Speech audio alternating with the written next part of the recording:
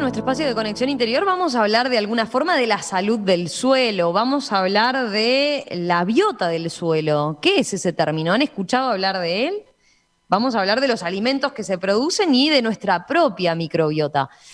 Primero, antes que nada, paso a buscar acá cerquita nomás en esta oportunidad. Me ahorro unos cuantos kilómetros, porque Gustavo Gariboto, nuestro colaborador habitual de este espacio, hoy anda por acá nomás. Lo tengo cerca, casi que en el barrio, estamos medio cerquita, unas cuadras nomás. Lejos de esos bellos paisajes de Iporá y con los pies bien sobre la tierra, hoy no anda volando. Te saludo, Gustavo, ¿cómo estás? ¿Todo bien? Todo bien, Romina, audiencia, buen día, ¿qué tal? ¿Cómo andan? Sí, acá en Montevideo, en la zona de Parque Valle, donde paro cuando bajo la capital. Y como bien dijiste, con los pies en la tierra y en el suelo, porque es un poco de lo que vamos a terminar hablando en el día de hoy, que además vinculándolo con la muy buena columna de esta mañana del contador Pascal, él hablaba del concepto de una única salud, de una sola salud, y hablar de la salud del suelo termina siendo hablar de nuestra propia salud. Y eso es un poco de lo que vamos a pretender hablar, de algo que lo damos siempre por obvio, como nos ocurre quizás con el aire, que lo damos como que está ahí, siempre estuvo y siempre va a estar, y que en realidad conocemos bastante poco, y particularmente quienes gestionamos suelo, es decir, los técnicos o los productores, que somos quienes tomamos decisiones que afectan en gran medida una proporción muy alta de los suelos, no somos los únicos, pero somos uno de los más importantes. Si bien conocemos las distintas fracciones que tienen y dentro de las clásicas 4 fracciones, minerales, aire, agua y materia orgánica y la parte viva del suelo, a esta última la dejamos de lado y nos centramos más en las características físico-químicas de los suelos y no estamos pensando tanto en esta otra parte. Y sin embargo, la biodiversidad del suelo es tremendamente importante, porque en el suelo está algo así como, me corregirá nuestra invitada, el 25% de la biodiversidad del planeta. Algunos de esta biodiversidad son seres que los vemos, pero hay otra cantidad de seres que no los vemos, y como no los vemos, pues realmente no los tuvimos en cuenta, y acá es donde entra la charla con nuestra invitada de hoy, que me parece que es un tema apasionante porque parte de la definición de entender al suelo como un organismo vivo. Y a partir de entender al suelo como un organismo vivo, vamos a poder entender los vínculos que tiene, y lo voy a dejar así en suspenso, hasta con decisiones que quizás luego tomemos, que obedecen a esos seres microscópicos que llamamos la microbiota que nosotros también tenemos.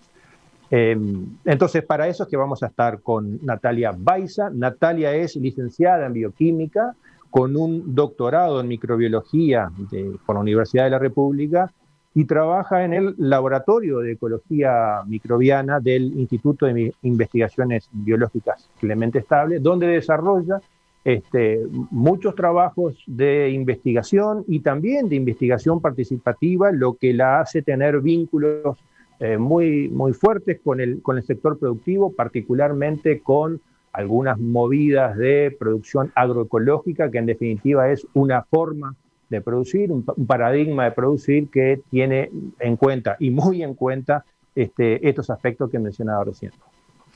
Natalia, ¿qué tal? Bienvenida, ¿cómo estás? Un gusto saludarte. Muchas gracias, Romina. Buen día. Gracias por la invitación, a Gustavo también. Natalia, te propongo que nos empieces a contar brevemente un poco cuál es tu área de trabajo allí en el Clemente Estable, ¿no? Bien, como decía Gustavo, yo trabajo en el Laboratorio de Ecología Microbiana, en el Clemente Estable. O sea que estudiamos cómo se relacionan los microorganismos, y en particular los microorganismos del suelo. Entonces, estudiamos qué microorganismos viven en el suelo, que son parte de esta biota que nombraba Gustavo. En el suelo tenemos muchos organismos, algunos más grandes que sí vemos, las lombrices, insectos, y después los más pequeños que son los microorganismos. Cuando hablamos de microorganismos hablamos de hongos, de bacterias, bueno, de virus. Ahora hemos escuchado bastante sobre estos últimos. Y nosotros estudiamos, bueno, quiénes son, qué hacen allí, las funciones, y sobre todo cómo las afectan las prácticas agropecuarias. O sea, cuando hay una producción en campo, si estas prácticas lo favorecen o los desfavorecen. Y además, sobre todo estudiamos los microorganismos que mejoran los cultivos de las plantas. Nosotros los llamamos los promotores del crecimiento vegetal. porque ayudan a que crezcan las plantas.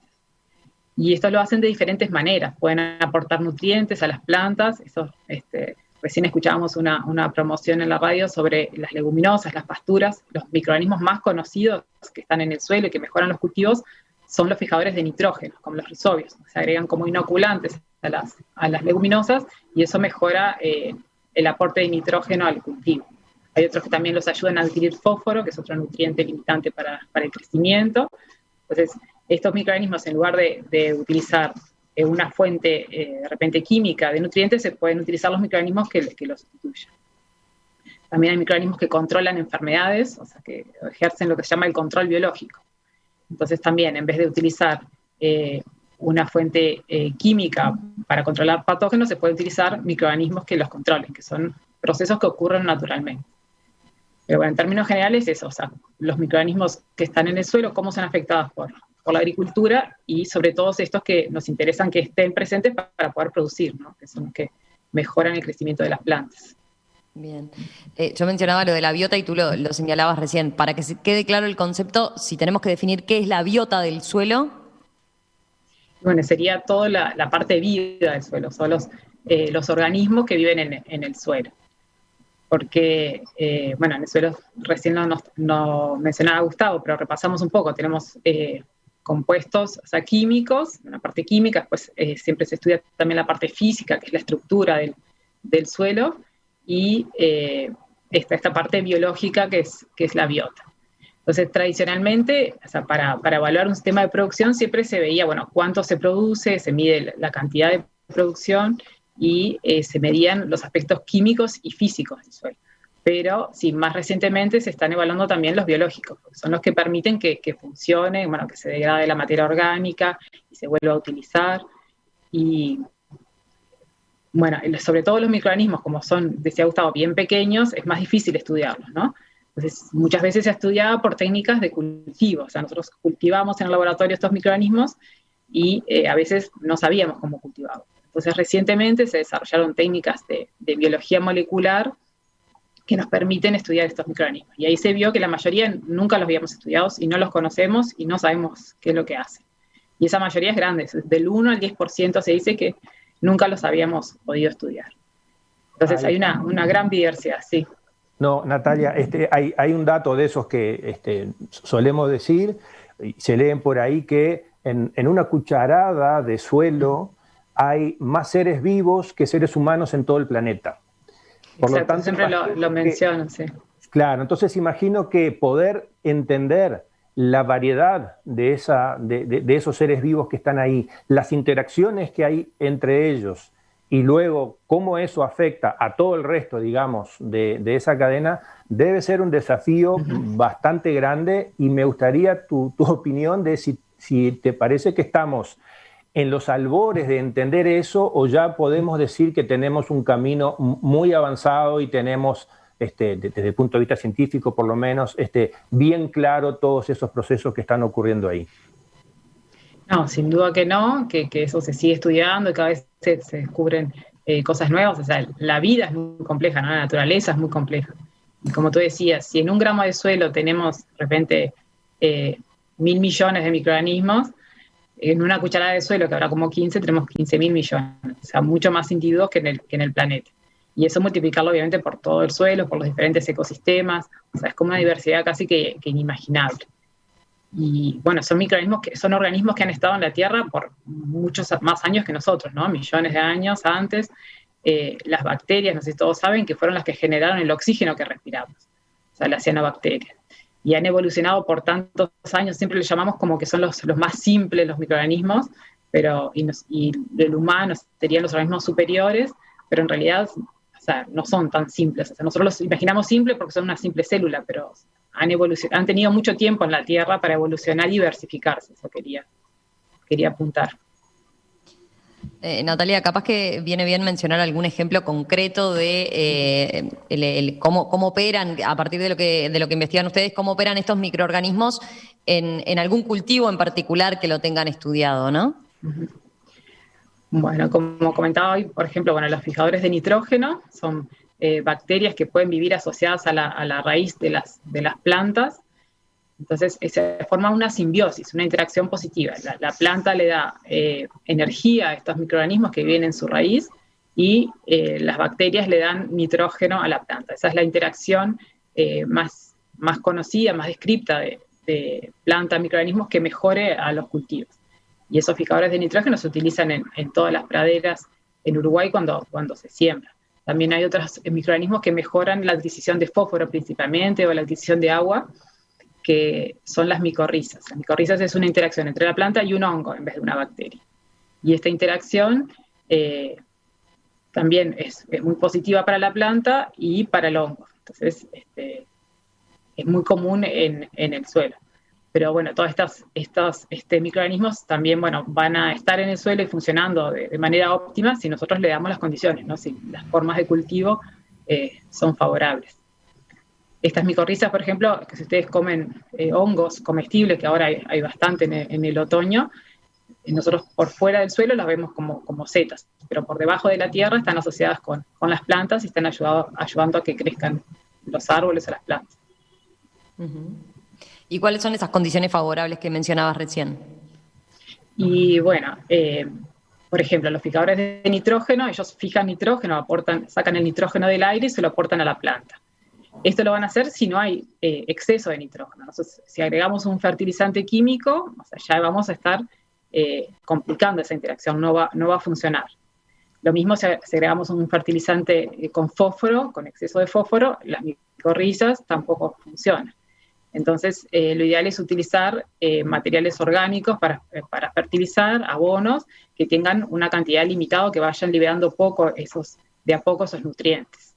También los movimientos de tierra, como el arado, desfavorecen, o sea, mueven la tierra y perjudican a estos microorganismos. Entonces, también, la rotación de cultivos también favorece la diversidad en el suelo y de los microorganismos. Es una práctica que nosotros hemos estudiado, por ejemplo, en experimentos de larga duración de Iña, que si hacemos una agricultura continua siempre del mismo cultivo, de la misma especie, hay menos microorganismos que si nosotros vamos rotando con una leguminosa, por ejemplo. Natalia, ¿en qué medida los productos de síntesis química, que son básicamente sobre lo que se basa nuestra agricultura extensiva, están incidiendo, o cuánto sabemos de la incidencia de la utilización de esos productos, los más diversos, ¿no? Es decir, los herbicidas, los fungicidas, y toda esa gama de productos que utilizamos y que son los que permiten nuestras producciones? ¿Qué nivel de conocimiento tenemos de su incidencia sobre estos microorganismos? Bueno, ya hablamos de los problemas de los fertilizantes y los fungicidas directamente, están diseñados para matar hongos. Entonces ya los hongos beneficiosos del suelo, así como matamos los hongos patógenos, que son las enfermedades, también vamos a eliminar los hongos favorables. Porque no son específicos. Matan todos los hongos. Es como cuando nosotros tomamos un antibiótico. Nosotros tomamos un antibiótico para eliminar una enfermedad en particular, pero así nos estamos eliminando todos los microorganismos asociados a nuestro cuerpo, que también son los beneficiosos. Y bueno, los herbicidas, si bien se utilizan para controlar plantas, malezas, también tienen efectos sobre las micorrizas, por ejemplo. O sea, hay estudios que muestran que perjudican a las micorrizas. Entonces, en la naturaleza, existen estos microorganismos y como decíamos hoy, han estado por muchos años. Y el hombre ha venido con estas técnicas de cultivo nuevas, químicas, que son nuevas para la naturaleza. Entonces, sin duda que es una interacción muy reciente y digamos que no está acostumbrado a los microorganismos a estas interacciones y tienen al uso de estos compuestos. ¿Y se generan nuevos equilibrios en ese ecosistema de microorganismos, que sean equilibrios estables, o por el contrario estamos en una situación de disclímax permanente, con lo cual acarreamos todas las desventajas de esa situación? Y tampoco se sabe tanto así en todos los sistemas, pero se ve que con estas prácticas que son más agresivas para la vida, se disminuye la diversidad, ¿no? Sí, de estos microorganismos. Si disminuimos la diversidad, estamos perdiendo muchas especies que hasta algunas capaz que ni las conocíamos. Ahí está. Y Romina mencionaba al principio que esto también tiene consecuencias o implicancias en los alimentos que de ahí se generan y finalmente también en función de eso sobre nuestra propia salud, con algunos descubrimientos relativamente modernos para los que somos ciudadanos comunes de a pie, que es que nosotros también tenemos una cantidad de microbiota, de microorganismos en nuestro cuerpo, cuya cantidad es mayor que las células propias de nuestro cuerpo. Entonces, me imagino que ahí también se abre todo un enorme campo de estudio para tratar de entender esos vínculos y esos links entre lo que está ocurriendo sobre el suelo, sobre esa biota del suelo y las implicancias de, a través de los alimentos, cómo eso afecta nuestra microbiota. Sí, es verdad, ese dato que tú dabas con estas técnicas de ADN, se ha podido como contar el número de microorganismos que tenemos en la piel, en los intestinos, es toda nuestra microbiota también, y no se sabe si es más que el número de células o la misma, pero por lo menos tenemos la misma cantidad de células microbianas que células humanas en nuestro cuerpo. Se estima que una persona adulta puede tener entre 2 y 4 kilos de microorganismos conviviendo con nosotros, ¿no? Esto es lo que se llama el holobionte, como no somos solamente humanos, digamos, estamos conviviendo con todos estos otros microorganismos. Y ellos nos ayudan, a digerir muchos alimentos que no los podríamos digerir sin estos organismos en el intestino, a mejorar nuestro sistema inmune, que es tan importante, lo hemos visto en estos últimos tiempos, e incluso hasta regulan nuestro estado de ánimo. O sea, están todo el tiempo allí en nuestro intestino produciendo moléculas que nos afectan y nosotros las recibimos como señales. Entonces, depende de lo que comamos, es cómo es afectado estos microorganismos que son los que nos afectan a nosotros. Entonces, tenemos una dieta más diversa, más natural, esta microbiota va a estar en mejor estado. Se han hecho estudios en donde se compara todos los microorganismos que tienen las personas que viven en un ambiente más natural, que puede ser una tribu, personas que viven en condiciones más naturales, a las personas que vivimos en la civilización moderna, digamos. Y ha cambiado muchísimo esa microbiota. Se ha modificado mucho porque hemos perdido eso de comer alimentos naturales, alimentos vivos, alimentos fermentados, que antes se consumían mucho. O sea, los alimentos que tienen conservantes van a, obviamente, eliminar a los microorganismos. Entonces, diría que, los alimentos que están producidos en forma más natural, como en la agricultura orgánica, regenerativa, van a tener más nutrientes, van a tener microorganismos y también van a ser más beneficiosos para nuestro microbioma. Eso creo que se cortó un poquito, pero para que redondees, Natalia, eso, podemos pasar al limpio cuál sería el vínculo que existe entre la biota del suelo, los alimentos que ahí se producen y nuestra propia microbiota. Sí, la biota del suelo nos ayuda a producir alimentos más sanos, sin necesidad de uso de insumos químicos. Y además, los alimentos producidos en estas condiciones ecológicas, orgánicas, van a tener más microorganismos. Y esos mismos microorganismos nosotros los vamos a consumir cuando nos alimentamos. Hay un estudio reciente de la comparación entre una manzana producida de forma convencional, una manzana producida de forma orgánica. Se vio que tienen la misma cantidad de microorganismos en su superficie, pero, por ejemplo, los microorganismos en la manzana convencional hay más especies que son patógenas. Y en la manzana orgánica hay más lactobacillus, probióticos, que son todos esos microorganismos que nos ayudan a mejorar nuestra microflora. O sea, es muy difícil hacer una correlación tan directa, pero hay estudios que indican estas relaciones. Ahí está lo interesante. Yo estoy descubriendo junto con la audiencia las cosas que tú estás mencionando y lo que me resulta muy interesante de eso entonces es que los beneficios de esos productos orgánicos no son solo por la ausencia de eventuales residuos de productos químicos, que asumamos que si hicimos buenas prácticas esos residuos no estarían, sino también por el tipo de microorganismo que está viviendo y que los ingerimos y que en función de eso proliferan o no en nuestro interior otro tipo de microorganismos de los cuales a su vez dependemos nosotros para funcionar al punto tal que sus señales regulan acciones en nuestro cerebro. Me parece que es una cosa súper... no quiero decir la palabra revolucionaria, pero no se me ocurre otra para poder entender de la magnitud de lo que estamos hablando. ¿Es una correcta interpretación? Un estudio capaz que sí, está bien. Tú decías de la relación directa, bueno, de los químicos que puede haber en el alimento o de los microorganismos que consumamos. Hay otra relación también allí, es que esos químicos pueden afectar a nuestros microorganismos. Los herbicidas, por ejemplo, el glifosato es un antibiótico también. Entonces, se ha visto que el consumo de glifosato altera nuestros microorganismos en el intestino. Y en las abejas también hay un estudio reciente de investigadores de Clemente Estable que vieron que si bien el glifosato no intoxica directamente a las abejas, dosis crónicas de glifosato cambian su microbiota. Entonces son más propensas a enfermarse o cambian su desarrollo. Entonces los químicos nos pueden afectar directamente a nosotros, pueden afectar nuestra microbiota, o sí, esos microorganismos que vienen en el alimento también nos afectan de forma diferente. O sea, el humano antes comía muchos alimentos fermentados con microorganismos. Ahora adquirimos esta convicción de que los microorganismos son malos, de que nos enferman. Algunos sí, pero no la mayoría. Sí, los que nos enferman son los que hemos más estudiado porque son los que más nos afectan.